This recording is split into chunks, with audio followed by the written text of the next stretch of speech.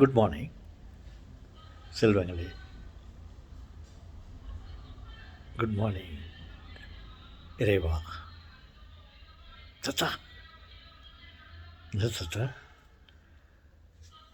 என்ன பேச போகிறீங்களா? அன்று ஒரு நாள்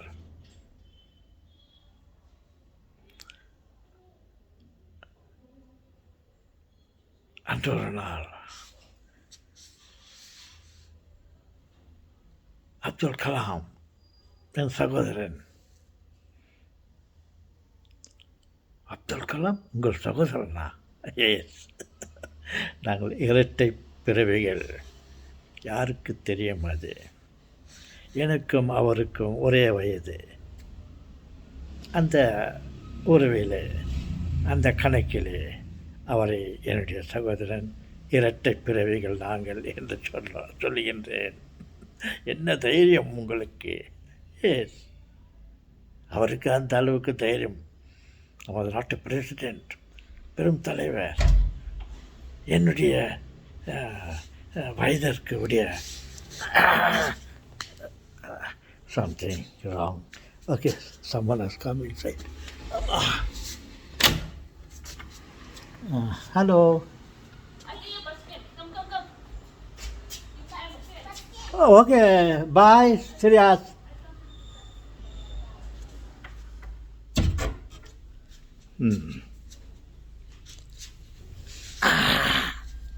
ஓகே.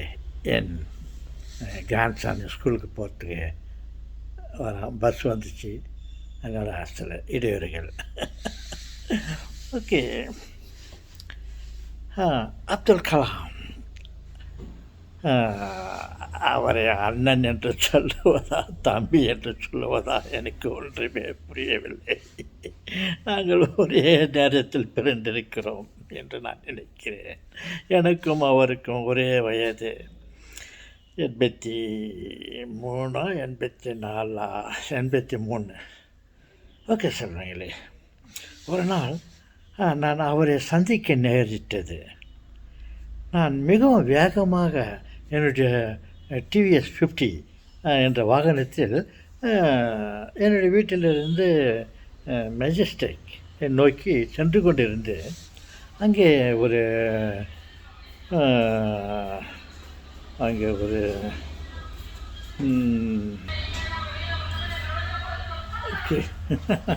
வீட்டிலே இருந்து வீடியோ எடுத்துக்கொண்டு இருந்தால் இப்படித்தான் பல இடைஞ்சல்கள். யாரோ ரோட்டில் கீரை வகைகளை விற்று கொண்டு போய் கொண்டிருக்கிறார்கள். ஓகே, என் மனைவியும் வந்துவிட்டார். போங்கோ, மாடி மேலே போய் பேசுங்க அப்படின்னு சொல்லிட்டு சொன்னார்கள். சரி, மேலே வந்து பேசலான்ட்டு வந்து கொண்டிருக்கிறேன். அதனால்தான் பல சமயங்களிலே இரவு நேரங்களில் எல்லோரும் தூங்கி கொண்டிருக்கும்பொழுது நான் சில வீடியோக்களை போடுவேன். ஓகே, இப்போது மேல் புறத்துக்கு வந்துவிட்டேன். பார்க்கலாம் இங்கே என்ன இடையூறுகள் ஏற்படுகிறது என்று பார்க்கலாம். எல்லாம் நாம் நினைத்தபடி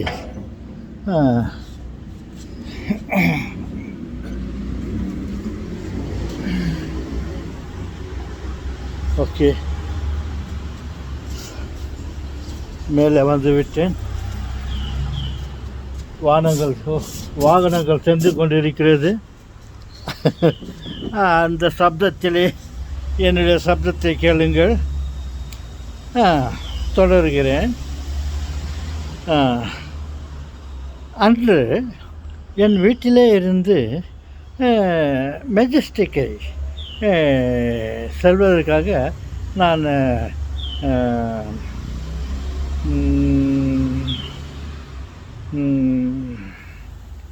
என்னுடைய வீட்டில் இருந்து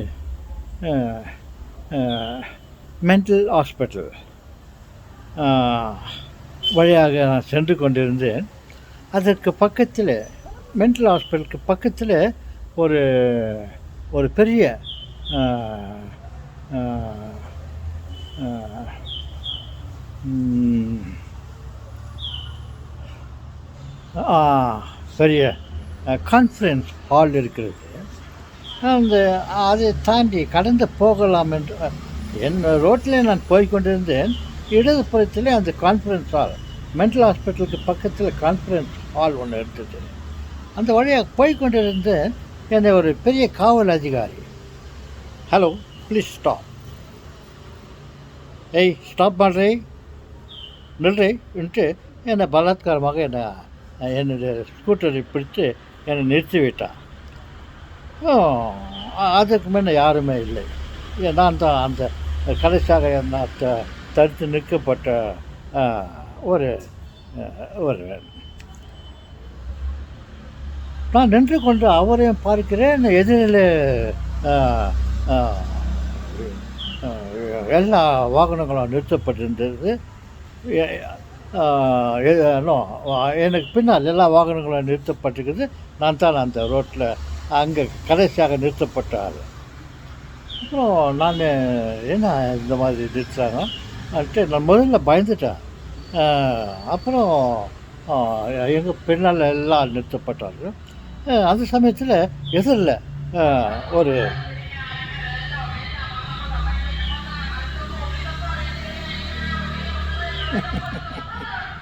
சோதனை மேல் சோதனை போதுமாடா சாமி,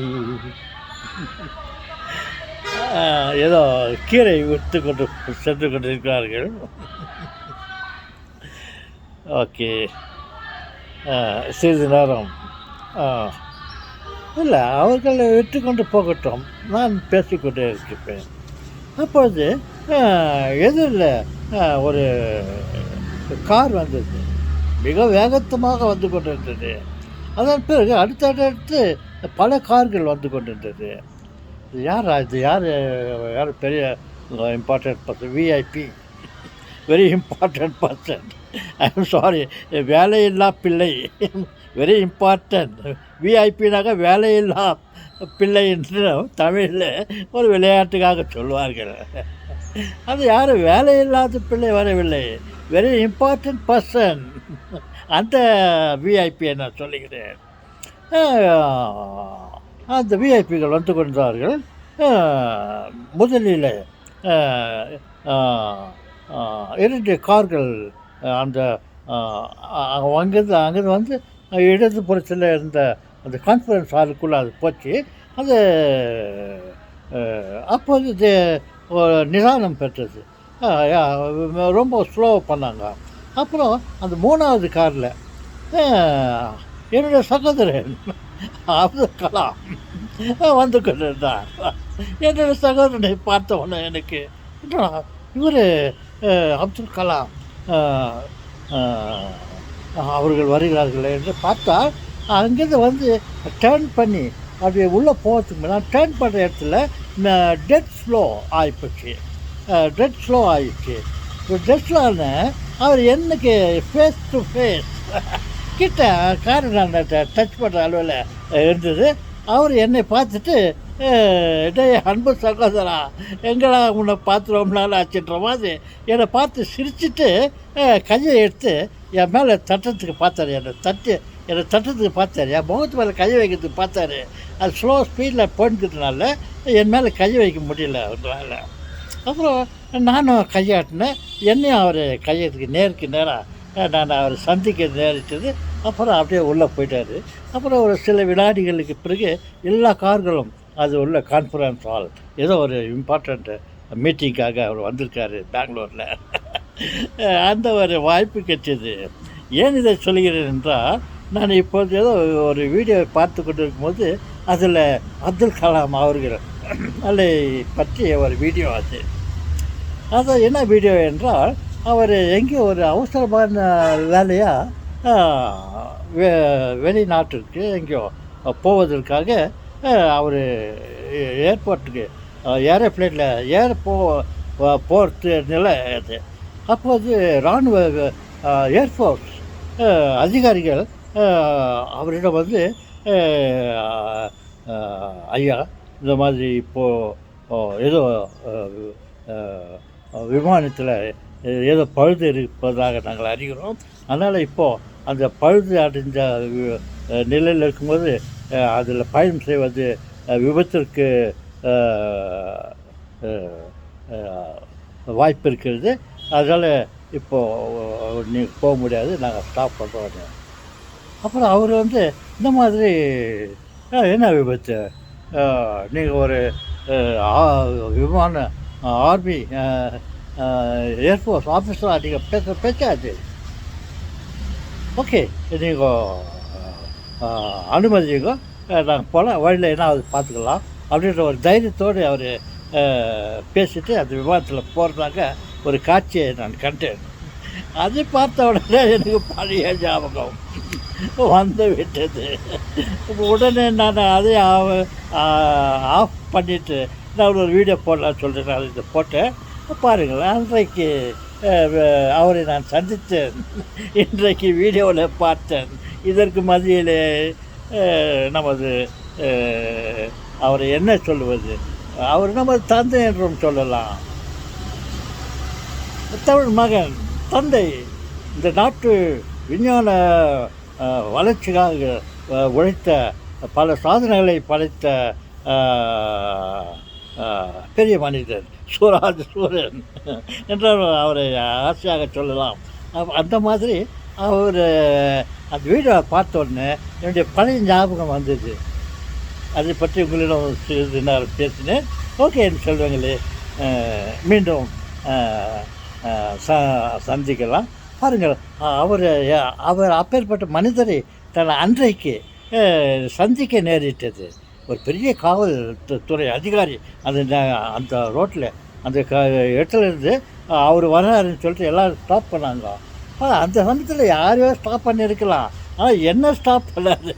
கடைசி வரை டெல்ரியாலி ஸ்டாப் பண்ணி ரொம்ப ஃபோர்ஸாக பேசினார். இல்லைனாலும் கமாண்ட் போயிடுவார், நிறுத்தலாம் போயிடலான்ட்டு. அந்த மாதிரி இல்லாமல் ஒரு பெரிய அதிகாரி என்னை வந்து நில்றேனாக்கா கன்னட மொழியில் ப்ளீஸ் ஸ்டாப், நில்லுங்கோ என்ற அர்த்தத்தை கொண்ட வார்த்தை அது. அப்படி என்னை நிறுத்தி வச்சு அவரை சந்திக்கிறதுக்கு எனக்கு ஒரு வாய்ப்பு கொடுத்த போலீஸ் அதிகாரிக்கு, காவல்துறை டிரான்ஸ்போர்ட் டிபார்ட்மெண்ட் சேர்ந்த காவல் அதிகாரிக்கு இந்த சமயத்துலேயும் எனக்கு அவருக்கு நன்றி கூட ஆசைப்பட்டு அவருக்கு நன்றி சார் சொல்லிவிட்டு இந்த வீடியோ முடிக்கிறேன். வணக்கம்.